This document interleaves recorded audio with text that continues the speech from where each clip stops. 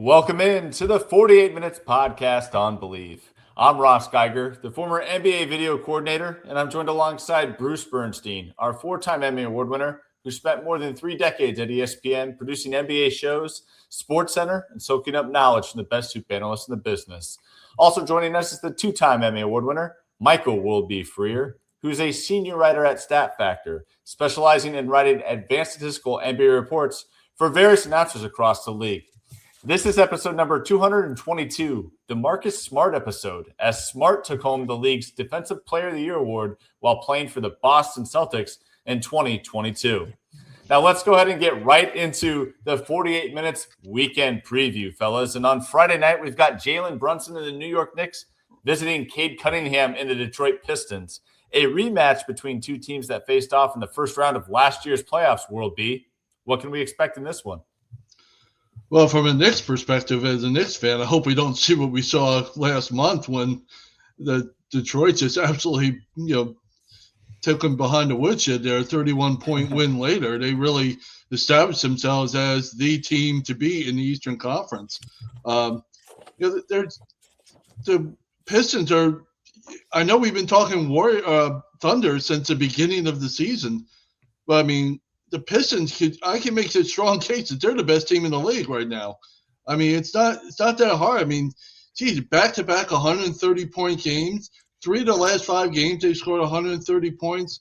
They already have that, as I mentioned, that really dominating win over New York that was never in the game. It should be a good matchup. The Knicks have been playing well, but they have to establish themselves that we're still a factor and maybe say, hey, we're still the team in this conference, no matter what you did to us before. And, going up to Detroit again, that's going to be a tough place to play. But if you're the Knicks, you can't ask to be going on a, more of a roll than what they're doing right now. Yeah, no doubt. Bruce? Well, 2 members of my all-Jalen team from last week will be competing in this game. Both, in fact, are all-stars now that Jalen Duren was named for Detroit, along with Jalen Brunson. Look, these teams are pretty comparable offensively, but the Pistons, I believe, are much better defensively. Games in Motown, Pistons are tough there. Knicks, even though they've been better of late, have struggled on the road this season. And look, Detroit has a stranglehold on the East. So if New York has any hope at all of catching the Pistons for the top spot, this is a must-win game for them. The Knicks need this game more than the Pistons do, so I'm going to take New York. Yeah, I'm going to go with New York as well for a multitude of reasons. Number one, I think the Knicks have certainly found their stride here as of recent. They're playing some good basketball, team basketball once again. They seem to kind of be on the same page again after that players-only meeting that was set up by Jalen Brunson following yet another ugly loss a couple weeks ago. Another factor with Thursday's deadline, I think the Detroit Pistons are much more likely to make a trade in that one. And so there could be guys out that have been acquired by the Pistons. And I think the New York Knicks will be standing fairly pat outside of maybe Ubaselli at the trade deadline. So I expect a full squad of Knicks to get the win in Detroit. Now, moving on to Saturday night, we've got KD and the Rockets taking a trip to OKC to face SGA and the Thunder. Bruce, this should be a hard-fought battle. OKC's been the wire-to-wire leader out west, but the Rockets are lurking. They're within striking distance of that number 2 spot, which is where I predicted and where I believe they will land when the season ends in April.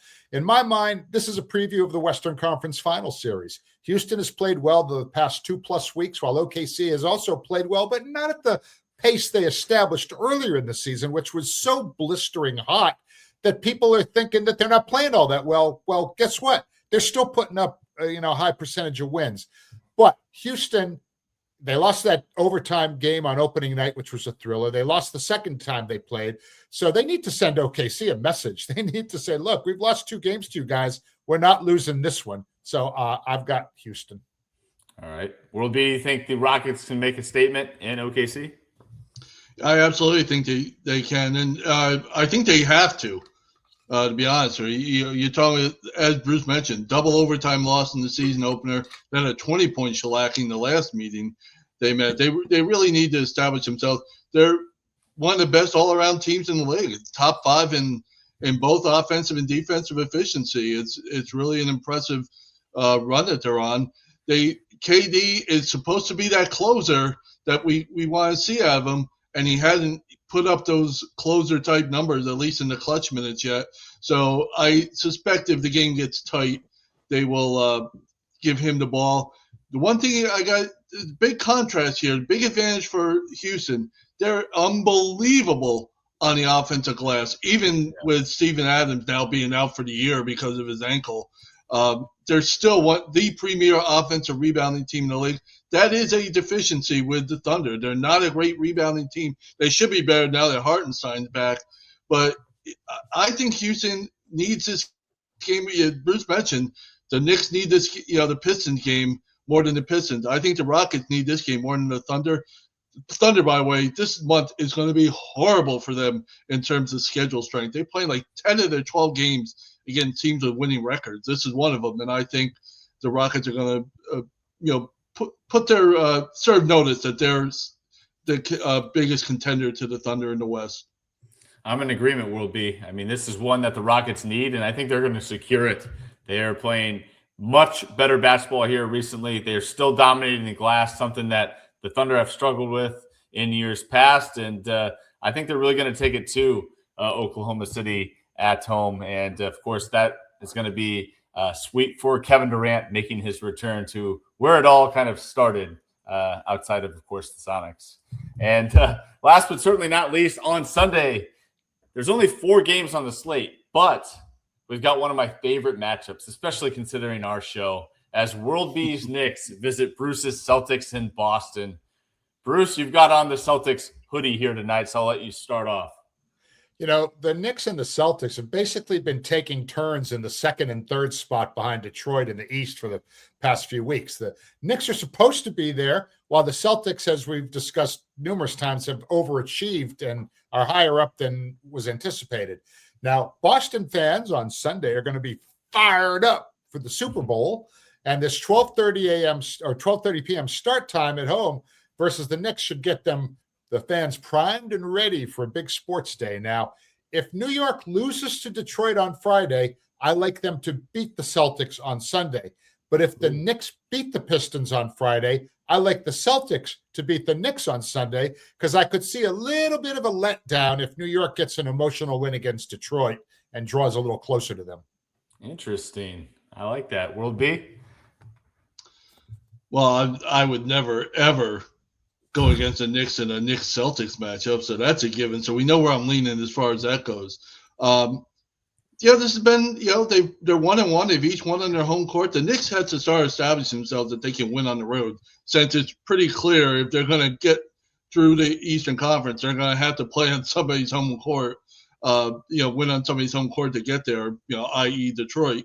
So they got to start establishing. They're one of the best home teams in the league, but they have to start establishing themselves on the road. They're 7-4. The Knicks are against teams, the top 6 teams in the East. One of those losses coming to Boston, another one obviously coming to the Celtics. The Pistons. So, I'm looking. The Knicks are really rolling these days. Their starting 5, by the way, hasn't been all that great. They get all the pub, but it's really their bench that has picked them up, especially in the second half of some of these games. So I really think the Knicks can, if they want to really establish themselves, this win streak is nice that they're on, entering this week on a 6-game win streak. But they got to start winning one of 2, if not both of these games. They got to win one of these games. I think the Boston team, the game in Boston, one of my surprises of the year, because I was so wrong about where they would end up. I think they have to win on Friday or Sunday, and I think that's what they're going to do. Yeah, I've got the Knicks, having a huge weekend. I have them picking up 2 big road wins, one in Detroit on Friday and capping it off with a Sunday afternoon win at Boston. Not going to be an easy task by any means, Bruce, but boy, I think come next week, if they were able to top that feat, we'll be talking about them on the next edition of the 48 Minutes podcast on where this team might be headed down this stretch with the standings concerned out east. All right, moving on. I think it's time we give some love to 3 teams on the rise. And let's go ahead and start out in the Eastern Conference with the Charlotte Hornets of all teams, as they're now knocking on the door of the play-in picture, World B. They really are. You never would have thought about this, a month or 6 weeks ago. They finally got healthy. They had injury issues the whole season. They have a starting five that I'm telling you is up there with the best starting five in the league in terms of, at least in terms of offense. They are really loaded here. They got 3 guys that can light it up from outside now, in Con Knipple, LaMelo Ball, Brandon Miller, who just got Player of the Week for his outstanding performance in the Eastern Conference, for his outstanding performance. 7 straight wins, and they have an offense. Defense has been really improved, but their offense with this starting five is really, really good. And they've shown that they can beat anybody now. They went to Oklahoma City a couple weeks ago and didn't just beat them, blew the doors off them. They've beaten Philadelphia. They've beaten Orlando. They've beaten the Spurs over the weekend. So this is a team that, if they stay healthy, they're legit, and they're absolutely at least going to make the play-in field. Bruce, are you feeling the buzz? Yeah, you got to love what they've been doing. I mean, as Worldby mentioned, after beating New Orleans on Monday, 7 wins in a row, they're a young team that's within shouting distance of 500, amazingly enough. They started the season 7-18, okay? So they could work their way up into the play-in tournament picture, and with so many young players, they figure to keep improving if they can stay healthy. So the future is very bright. They just needed to get rid of that previous owner. I can't remember his name, who was bringing that franchise down. Now they're moving in the right direction. I like that. Yeah, watching the Charlotte Hornets here recently, they have been a league pass dandy for sure. The style of play they're playing offensively, the way they're moving the ball, the way they're shooting the ball, been a lot of fun to see this young group get up and down the floor. Diabate's been a blast to watch, grabbing all these rebounds, rim running back and forth, shot blocking, and really helping LaMelo Ball push the pace for this Hornets group. So I see them nothing but, continuing to trend up. I mean, this is a team that's going to continue to trend up as they continue to develop, get more seasons. And, it's impressive to see Con Knipple be in that Rookie of the Year conversation. He is right there on the heels of his former Blue Devil teammate, Cooper Flagg, for that award. So should be to see how things shake out the rest of the way in Charlotte. Now, next up, Bruce, we've got the Cleveland Cavaliers, who have started to get their act together here as of recently, and they just brought in some more reinforcements with Dennis Schroeder and Keon Ellis on board, as we discussed on our last show. What's your thoughts on Cleveland here down the stretch?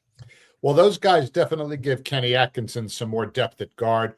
Probably Schroeder more of a role than Ellis.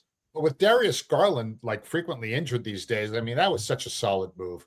Jalen Tyson, second-year player, has made DeAndre Hunter available, so he was sent out to sack. But Hunter's wing defense is going to be missed. But Jared Allen, man, I mean, he has been more involved in the offense lately, and his game against Portland on Sunday may have been the best game of his career. He had 40 points, 17 rebounds, 5 assists, 4 block shots in just 30 minutes. Oh, and by the way, 0 turnovers. Cleveland also needs their other big, Evan Mobley, to be healthy, and he's, due back any day now. So they have the talent to win the East, and lately they've looked much more like their old selves. Will be. Yeah, I mean, last month or 5 weeks, whatever, they're the third best team in the league. Their defense is finally stepping it up. They really gave the Lakers a beatdown last week, beating by 30 points, and for their 5th win in a row overall. They had such a great season last year, historic season offensively. And you knew that wasn't going to be able to keep up. It's just, you can't keep that up. So when the injuries came in, the offense wasn't doing as well, and the defense hadn't stepped up. That was really a problem. Now the defense is getting a little bit better. They, this little stretch they've had, the 5-game win streak entering this week.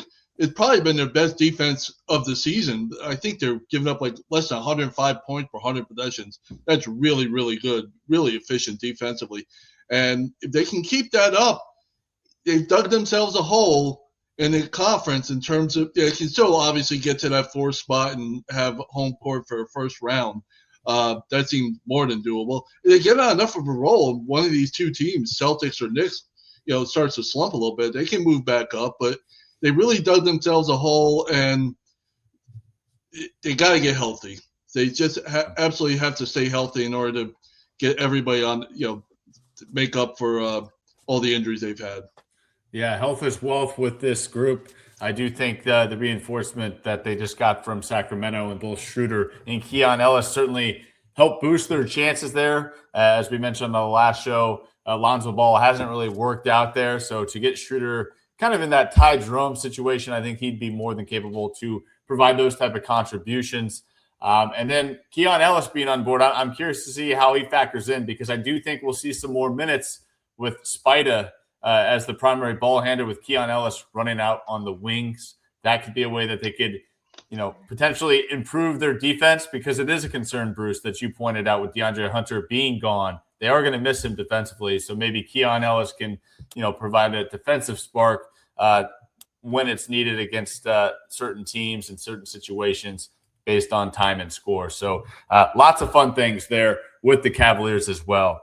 Last but certainly not least, let's go ahead and shift out west. The Minnesota Timberwolves are once again rolling, and if they get hot and stay hot time for the playoffs, they'll be a tough bunch to beat, Bruce. Minnesota, I believe, is better than their record indicates, and they have a good record. They're solid at both ends of the floor. They've got an alpha scorer in Anthony Edwards. They've got clever, experienced guys like Julius Randle, Rudy Gobert, and Dante DiVincenzo, and a lockdown wing defender in Jaden McDaniels.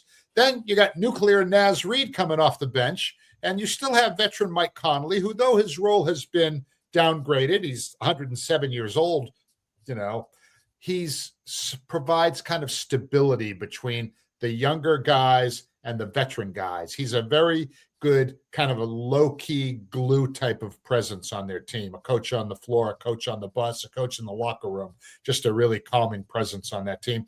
And they've also had stability in their coaching staff. Chris Finch is now in his 5th full season as Timberwolves coach. His first season was like a partial. He took over partway through. But in his 4 full seasons prior to this one, they've made the playoffs every year, and they're going to make it again this year. So they have a good system there. They have good, coaching. They have a nice mix of veterans and young guys. They're going to be heard from before it's all over this season, no doubt. Will be. Yeah, I wanted to talk so much about how they've improved defense, or how they've gotten better defensively. The season's gone on. They entered Monday finally in the top 5 in defensive efficiency. Then they give up 130 plus to Memphis on Monday and see their win streak go right in the pooper there. But they have been playing well. That loss notwithstanding, they have been playing well, obviously. But they've been up and down. They lost 5 in a row before they got their 4-game win streak going here. And the teams they've beaten, they're 2-1 this year against the Thunder. They already have 2 wins over the Spurs, so they absolutely have shown they can be a factor going forward. They're top 10 in both. I mentioned defensive efficiency. They're top 5, and now they're top 10 in offensive efficiency as well. There's only a few teams that can make that claim. Bruce mentioned Naz Reid. What an unbelievable heater he has been on lately during that win streak that's now since gone. 19 points a game, almost 8 boards, over 2 steals during that winning streak. He's looking like 6th man of the year. He's been super. Conference finals last 2 years, each of the last 2 years, haven't gotten over the hump, but they keep playing like this. I know we talk about Houston and we talk about OKC, but there's enough talent on Minnesota. They can make another trip back to the conference finals, I believe. Yeah, they definitely can get there. And the one thing that really stands out with this group is just their size. I think they just need to continue to be aggressive with that size and really force other teams into matchup nightmares. And we know, as far as matchup nightmares are concerned, Anthony Edwards is anyone's nightmare when he gets it going and gets hot in games. So they can keep their group healthy. Rudy Gobert, Julius Randle, Jaden McDaniels in particular, along with a red-hot shooting Anthony Edwards. The sky is the limit come playoff time, and certainly not a Minnesota Timberwolves team you want to catch on fire, because when they've got to be a little bit more consistent, because they have stretches. They show us such long flashes, and then like Monday night's game, they lose to the Memphis Grizzlies. It's kind of a head scratcher, but this is a team fully capable of getting back to that Western Conference Finals, and having the experience the last 2 years of getting there. this might be the year that they can get over the hump together as a group. So we'll have to wait and see there. But for that will do it for this edition of the 48 Minutes podcast on Believe. Thanks for tuning in, and we'll be back with you next week to be sure you're up to date in 48 on all things around the association. Take care, everybody.